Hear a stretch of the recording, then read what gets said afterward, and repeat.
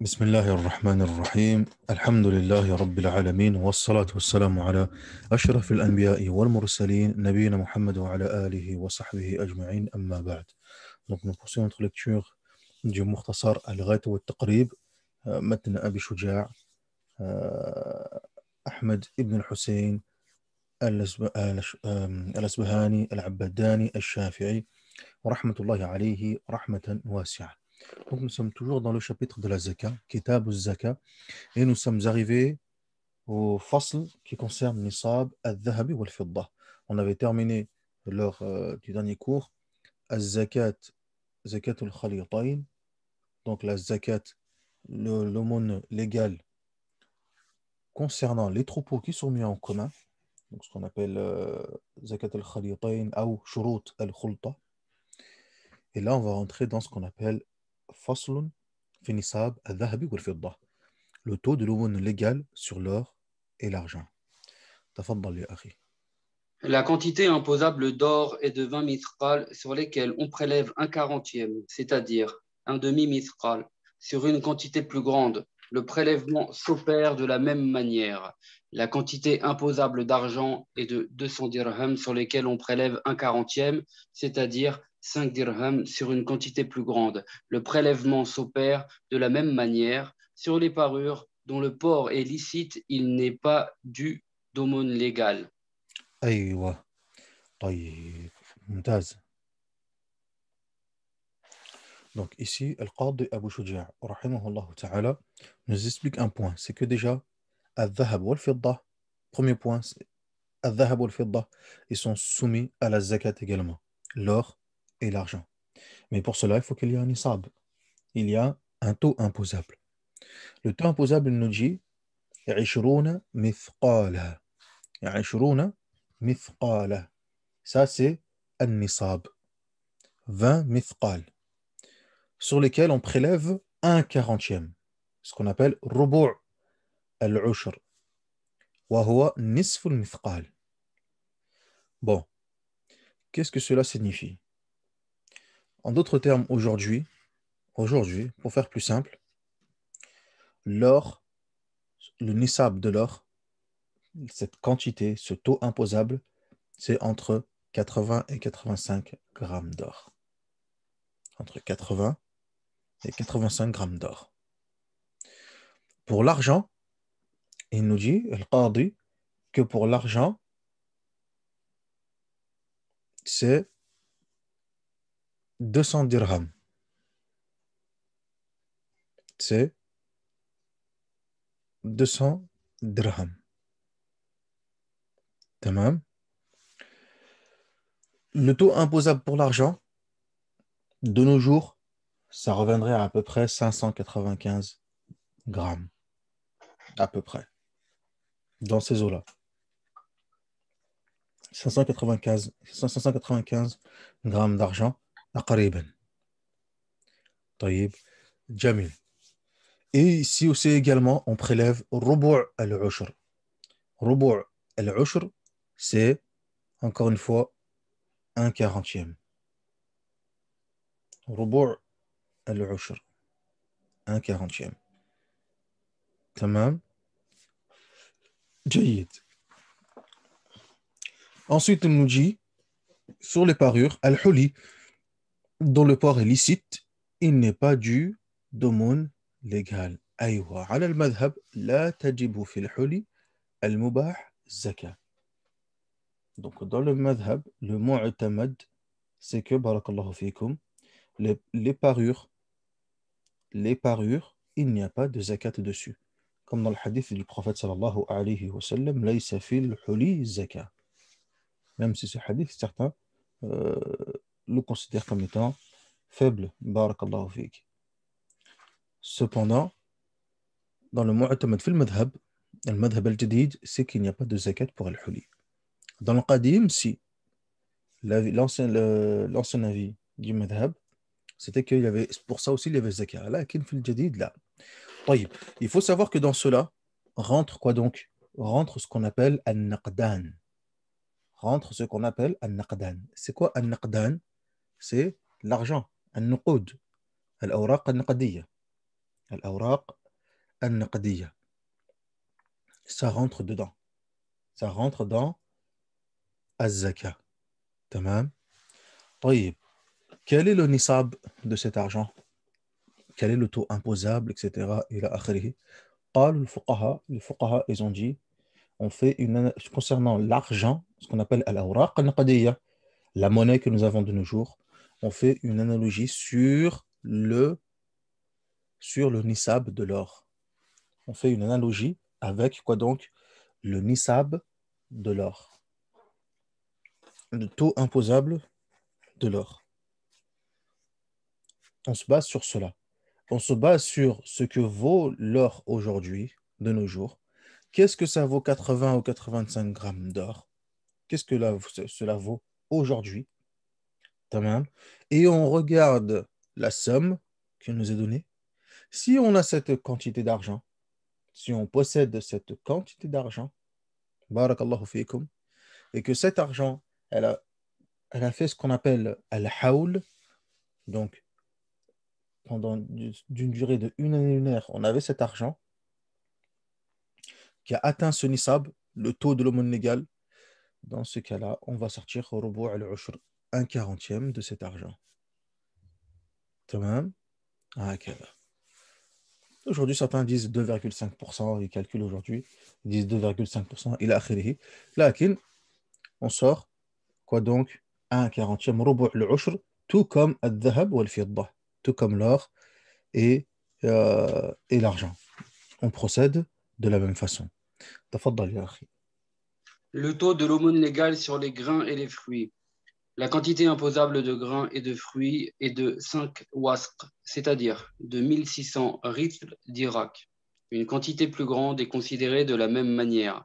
L'aumône légale due est d'un dixième si les terres sont arrosées par la pluie ou par l'eau fluviale, et d'un vingtième si l'eau est portée sur les terres par des machines hydrauliques. Aïwa. طيب. Donc ici, Al-Qadi Abu Shujaa nous parle de la zakat concernant ce qu'on appelle az-zuru' wa thimar. Az-zuru' wa thimar, sur les grains et, et les fruits. Donc, at-tamr ou l'inab, les dattes, raisins, etc. طيب. Qu'est-ce qu'il nous dit? Il nous dit, barakallahu fik, que la quantité imposable de grains et de fruits est de 5 awsuq, awasq, comme il a traduit ici. طيب. Donc, khamsatu awsuq, conformément au hadith du prophète sallallahu alayhi wa sallam. Tamam. Où il dit sallallahu alayhi wa sallam, il n'y a pas de zakat en dessous de khamsatu awsuq. En dessous de 5 awsuq, il n'y a pas de zakat. Donc 5 awsuq, c'est barakallahu fik, le taux. Tamam. Le yid. Ensuite, on voit que dans le fiqh, on fait une distinction entre deux types, deux catégories. Il nous dit le Qadi Abu Shujaa, si les terres sont arrosées par la pluie ou par l'eau fluviale, alors la zakat, ce qui est dû, est d'un vingtième. Si l'eau est portée, est d'un dixième, pardon. Et si l'eau est portée sur les terres par des machines hydrauliques, alors c'est d'un vingtième. Tamam. In suqiyat bima is-sama aw sayh al-ushr wa in suqiyat bidulab aw bi nadh nisf al-ushr. Donc ici, dans le fiqh, on fait la différence entre le fait que si les terres elles sont arrosées de façon, on va dire entre guillemets naturelle, l'eau de la pluie, etc., par un fleuve qui passe par là ou autre, etc., ou bien si c'est par un effort personnel qu'on vient pour arroser ou autre, etc., des machines, des techniques, il a akhrihi. Donc, si c'est fait par des techniques, par des machines, etc., hein, l'irrigation elle est artificielle. Dans ce cas-là, ici, on va prélever un vingtième. Un vingtième. La charia prend cela en considération. Du coup, ce qu'on va prélever va être légèrement moindre, étant donné que l'irrigation artificielle et tout, etc., ça a un coût, c'est du travail, tout ça aussi. Tandis que celui qui n'a pas à faire tout ça, celui qui profite directement de l'eau de la pluie ou autre, etc., lui, son prélèvement sera de 1/10. Nisf al-ushr sera de سيح العشر عفوا. نعم تفضل يا أخي. Le taux de l'aumône légale sur les objets de commerce. Après l'expiration d'une année, les objets de commerce sont estimés d'après le prix d'achat sur le total duquel on prélève 1/40. Sur tout ce qu'on tire des mines d'argent et d'or, on prélève sur le champ 1/40. Sur les trésors trouvés, on prélève 1/5.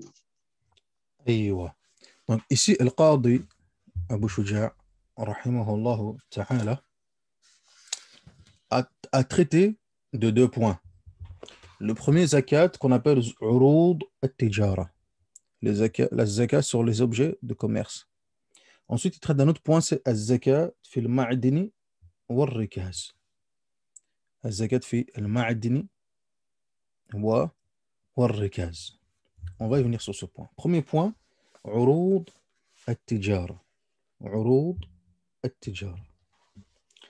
Les objets de commerce. Les objets de commerce. Donc, si vous savoir, barakallahu fikum, c'est que déjà, toutes les espèces qui sont concernées par la zakat, on les a mentionnées. C'est-à-dire qu'en dehors de cela, ces éléments-là ne sont pas concernés. On a parlé sur le bétail, barakallahu fikum, on a mentionné les types qui étaient concernés. Le reste, sur les animaux, le reste n'est pas concerné. Les chevaux, etc. Il n'y a pas de zakat sur cela. Tayyib, aywa, jamil. On a parlé ensuite aussi également concernant Athimar, les grains, les fruits, etc. Maintenant, il faut savoir que tout ce qu'on a dit comme étant, bon, voilà, ça ne rentre pas dans le zakat, il n'est concerné par la zakat uniquement ce qui est mentionné dans le matn par l'auteur, rahimahullah ta'ala. Cependant, si ces éléments sont des objets de commerce, alors ils sont concernés par la zakat. Mais ils sont concernés par la zakat par leur statut, du fait que ce soit ce qu'on appelle urud at-tijara, des objets de commerce. Par exemple, les chevaux, à la base, ne rentrent pas dans la zakat. Mais si ce sont des objets de commerce, dans ce cas-là, ils rentrent dans ce qu'on appelle zakat urud at-tijara. Donc, urud at-tijara, après l'expiration d'une année, ce qu'on appelle al-hawl, les objets de commerce sont estimés d'après le prix d'achat sur le total duquel on prélève 1/40. Comme al-dhahab ou al-fidda. 1/40. ربع العشر. تمام. Donc pour عروض التجارة, il nous faut le nisab, le taux, تمام. Et on a dit que les objets sont estimés selon le prix d'achat, sur le total, duquel on prélève au rubu' al-ushr. Ensuite, il nous faut al-hawl. Il nous faut al-hawl. Donc pour le hawl, encore une fois, il faut qu'on attend que l'expiration d'une année. Encore une fois, on attend l'expiration d'une année. عند آخر الحول من بداية التجارة. Donc on regarde dès le début de la tijara. Ensuite on attend al-nisab. Et on attend le hawl, l'année lunaire. Et là, tout de suite, on prélève la zakat. Même si les fuqaha, ils ont un petit peu اختلفوا في كيفية الحساب. Comment on calcule, etc. إلى آخره. Tamam. Est-ce qu'on attend la fin de l'année ou bien est-ce qu'on regarde directement euh, le début de la tijara, tamam, et naam. Mais le plus juste, c'est qu'on attend directement le début de la tijara, min bidayat tijara, et ensuite on attend que qu'on ait atteint le nisab, le taux légal. Thumma, on prélève. Et ensuite, on prélève la zakat euh, dessus.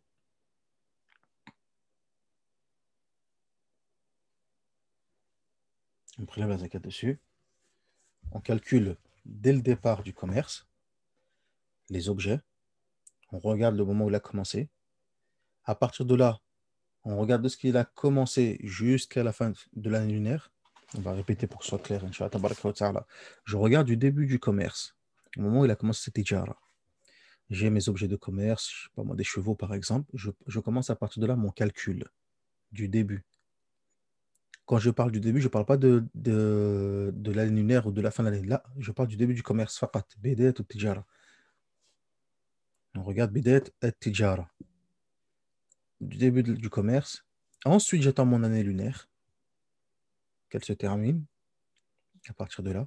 Et ensuite, si le Nisab il a été atteint, donc début du commerce, Nisab atteint, ensuite, année lunaire qui soit écoulée.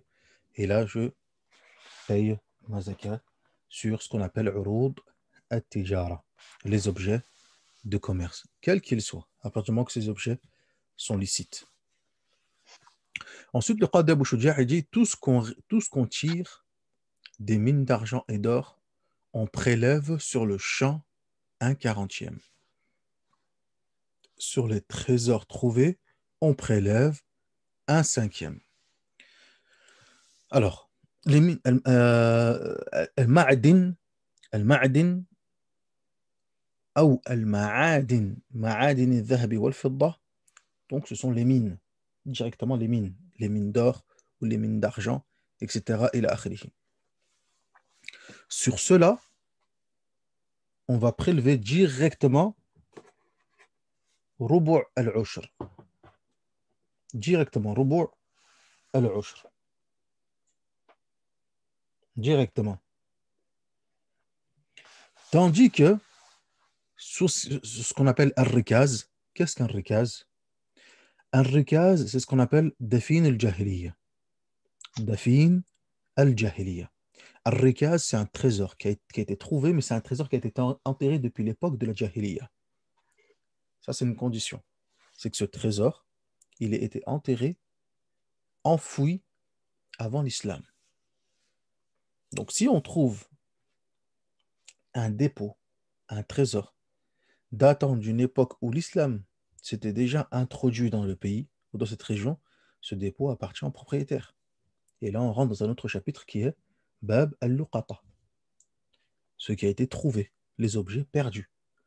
Et ça a des règles, la ahkam, qu'on verra par la suite, Inch'Allah, tabaraka wa ta'ala, dans un autre chapitre. Bi'idhnillahi azza wa jal. Par contre, si cela a été enfoui avant l'islam, alors la personne qui a trouvé ce trésor, il peut le garder. Ah, par contre, on va prélever directement dessus, un cinquième. Directement, al-khumus. Tamam. Et on n'attend pas, par contre, ici, on n'attend pas al-hawl, l'année lunaire, la abadan. On n'attend pas. Que ce soit pour les mines d'argent ou que ce soit pour al-rikaz. On donne cela à l'instant, fil hal, tout de suite. Oui, mâche. Continue à tfaddal. L'aumône légale de la rupture du jeûne de Ramadan. Pour être assujetti obligatoirement à l'aumône légale de la rupture du jeûne de Ramadan, il faut remplir 3 conditions. Être musulman, que le soleil du dernier jour du mois de Ramadan se couche, posséder ce jour-là plus d'aliments qu'on en a besoin pour soi-même et pour sa famille, cette aumône légale que le fidèle paie pour lui-même et pour chaque musulman qui est à sa charge consiste en un sa d'aliments de son pays, ce qui équivaut à 5 rites d'Irak. Aïwa. Là, ici, donc, zakat al-fitr. Donc ici, le Qadi Abu Shuja', rahimahullah ta'ala, nous parle de cette fameuse zakat que l'on verse طيب, à la fin du Ramadan. Il nous dit le Qadi Abu Shuja', rahimahullah ta'ala, que الزكاة زكاة الفطر تجب زكاة الفطر بثلاثة أشياء. Que la zakat al-fitr est obligatoire s'il y a trois éléments, trois conditions qui sont remplies. À savoir l'islam. Première chose, l'islam. أن يكون شخصا مسلما. إذن فلا فطر على كافر أصلي إلا في رقيقه وقريبه المسلمين. Donc, la zakat donnée par un autre musulman, elle n'est pas acceptée. Par un non-musulman, elle n'est pas acceptée. Par un mécréant, elle n'est pas acceptée. Il faut que celui-ci soit un musulman. Tamam. Et non, شرط الصحة. C'est une condition de validité de l'adoration. Jamil. Deuxième point. بغروب الشمس من آخر يوم من شهر رمضان. Que le soleil du dernier jour du mois de Ramadan se couche. Que le soleil du dernier jour du mois de Ramadan se couche.